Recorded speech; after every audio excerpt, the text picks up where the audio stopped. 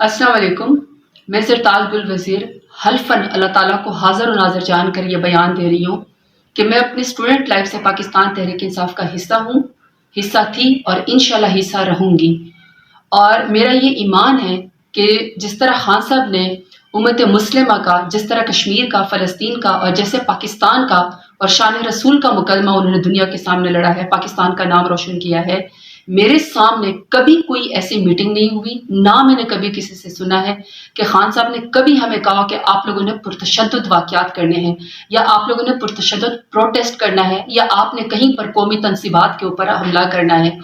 خان صاحب ہمیشہ پیٹریوٹزم کا سبق دیتے ہیں، ہمیشہ کہتے ہیں کہ پاکستان کی خاطر آپ نے لڑنا ہے. اور بلکہ میں کہتی ہوں کہ کبھی کوئی ایسے اگر کبھی کسی نے کوئی ایکسٹریم بات کی کوشش بھی کی تو خان صاحب نے ان کو سنپ کیا اور کہا کہ ہماری مضبوط فوج کے بغیر ہمارا ملک کچھ بھی نہیں ہے، آپ ایز اے انسٹیٹیوشن پاک فوج کو مضبوط کریں.